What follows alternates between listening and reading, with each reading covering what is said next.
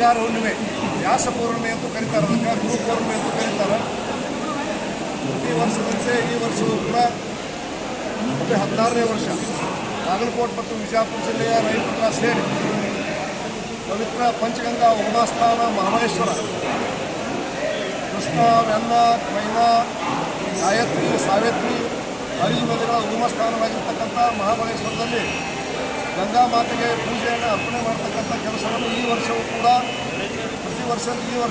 ದೊಡ್ಡ ಸಂಖ್ಯೆಯಲ್ಲಿ ಎರಡೂ ಜಿಲ್ಲೆಯ ರೈತರ ಜೊತೆಗೂಡಿ ಇವತ್ತು ಪವಿತ್ರವಾದ ಪೂಜೆಯನ್ನು ಭಕ್ತಿಯಿಂದ ಎಲ್ಲರೂ ಅರ್ಪಣೆ ಮಾಡಿದ್ದೀವಿ.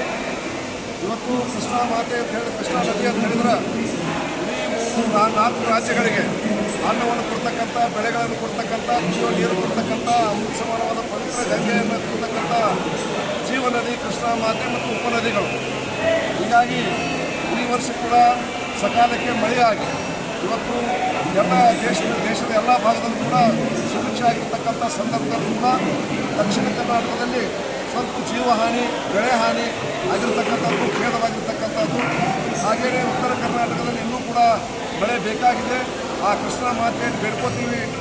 ಆಗಿರ್ತಕ್ಕಂಥ ಆ ಭಾಗದಲ್ಲಿ ಆಗಿರ್ತಕ್ಕಂಥ ಹಾನಿಗೆ ನಾವು ಸ್ಪಂದನೆ ಮಾಡ್ತಾ ಉತ್ತರ ಕರ್ನಾಟಕದ ವಿಜಯಪುರ, ಬಾಗಲಕೋಟೆ, ಗುಲ್ಬರ್ಗ, ರಾಯಚೂರು, ಈ ಭಾಗದ ಧಾರವಾಡ, ಈ ಭಾಗದ ರೈತರಿಗೆ ಇನ್ನೂ ಕೂಡ ಮಳೆ ಆಗಿ ಒಳ್ಳೆ ಬೆಳೆ ಬಂದು ರೈತರು ಸುಭಿಕ್ಷವಾಗಿ ಸುಖದಿಂದ ಬದುಕುವಂಥ ಒಂದು ಆಶೀರ್ವಾದವನ್ನು ಕೃಷ್ಣಾ ಮಾತೆ ಮಾಡಲಿ ಅಂತ ಎಲ್ಲ